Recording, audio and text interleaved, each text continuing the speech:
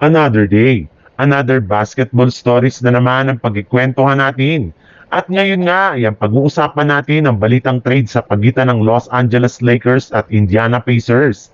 At ang balitang pagkuha pa ng Golden State Warriors kay Derek White. Dahil nga napapirma na ng Lakers si Luka Doncic ay asahan na nga daw po ninyo na magsisimula ng gumawa muli ang kanilang front office ng galaw ngayong offseason, especially sa loob ng trade market at maging sa free agency market.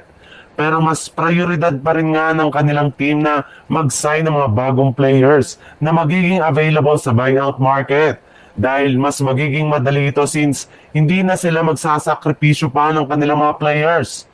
At ayon nga sa isang source, ang pinakauna nga nilang listahan dito ay si Nikola Vucevic na literal na nilang binabantayan kung ano ang gagawin sa kanya ng front office ng Bulls kung ititrade siya nito o di kaya iba-buyout na lamang sa mga susunod na araw.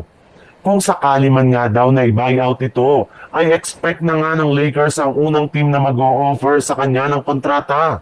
Bukod rin nga kay Vucevic, ay may kumalat rin naman nga na balita ngayong araw sa social media na posible nga daw na makagawa ang Lakers at ang Pacers ng isang trade scenario kung saan makukuha nga dito ng Lakers si TJ McConnell kapalit sina Gabe Vincent at Bronny James na posibleng pagnegosasyon ng dalawang kupunan sa mga susunod na araw. Sa ibang balita naman, alam naman nga po ninyo na nagdedelikado na nga talaga umalis si Jonathan Kuminga sa Golden State Warriors ngayong offseason matapos magtapos na ang kanyang kasalukuyang kontrata. At kahit man nga meron pa rin itong qualifying offer sa team ay malabo pa rin nga na kunin niya ito dahil sa pagbabangko sa kanya ni Coach Steve Kerr sa kanilang mga nakalipas na laban.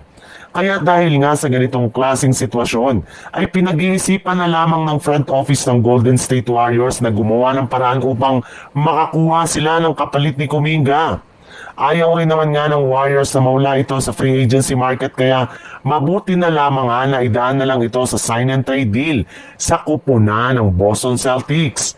Ayon nga sa lumabas na balita mula sa isang NBA insider, maaari nga daw pong gamitin ng Golden State Warriors si Jonathan Kuminga bilang trade asset para lamang makuha nila si Derek White sa isang blockbuster trade deal.